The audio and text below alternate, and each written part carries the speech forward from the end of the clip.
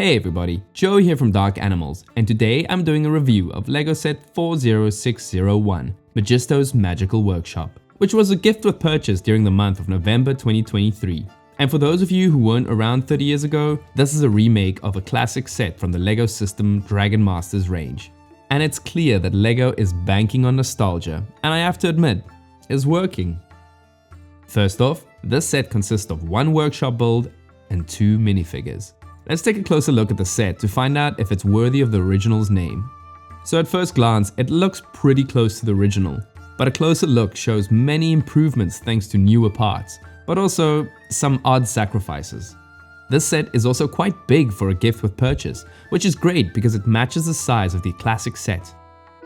The set is built in a way that allows us to open it up in the middle, and the two parts are almost a mirror image with some slight differences in detail. The base and front door is a massive improvement over the original, and I like the lock that keeps the set shut. It also features one of the only two printed pieces in the set, and I also love the addition of these flames to the side.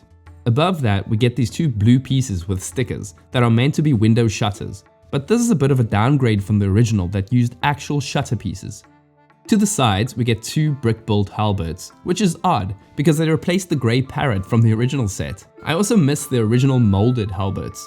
The balcony railing in this version is new and it looks great, but where the original had two blue dragon molds, here we get two generic plumes instead. The ground floor walls are two large molded rock pieces, a welcome surprise for a gift with purchase. And apart from these tree pieces, the ground is also littered with dandelions, which adds some welcome detail. The back is basically an intricate build to hide the hinges, and the use of two different greys with these brick pieces adds some nice variety. And it also has a very basic chimney build.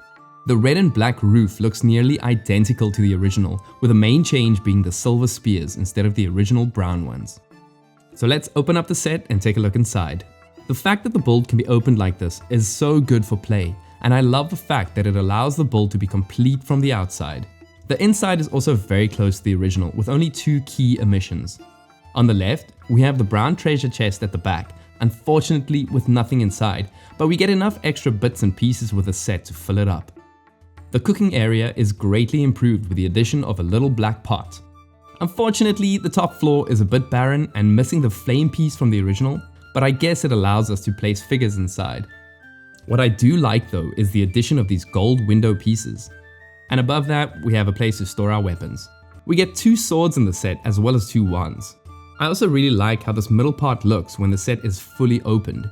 And on the right, we get a basic table with two glass cups and the biggest letdown of this set. This magical scroll is a sticker. Why? The original one was printed. This also means the figures can't hold the tile without damaging the sticker, but LEGO has an odd solution for that one as well. But we will get to that. Now moving on to the figures, let's take a look at Majisto first, which was one of my all-time favorite figures. Unfortunately, the updated figure is a bit of a mixed bag. On one hand, I like the new robe piece instead of legs, but this figure has no torso print. I miss the original belt print with a cool little pouch so much.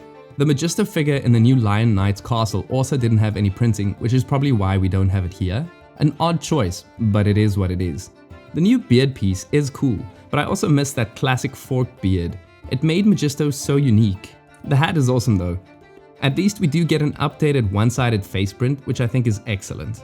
His trans yellow wand accessory is fine, but again, I prefer the original glow-in-the-dark one. And we also get this transparent piece that allows Majisto to hold his scroll.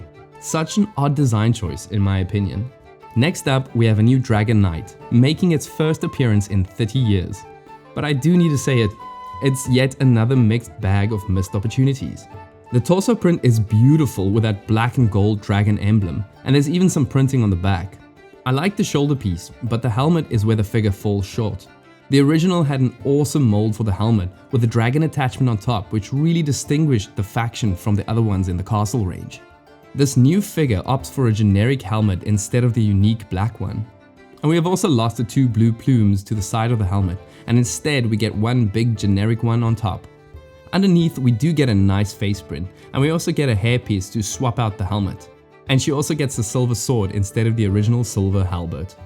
Before I wrap up, I just want to quickly touch on the box and the instructions for the set. The instructions caught me off guard with its portrait layout instead of the usual landscape booklets.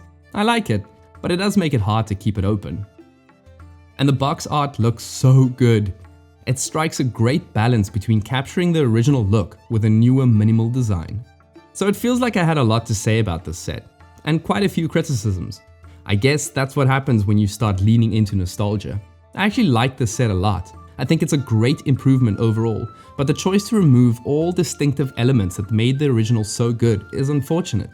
I get this as a gift with purchase, and that makes me forgive a lot of the shortcomings, but LEGO needs to consider their design choices carefully if they are to continue riding this nostalgia train.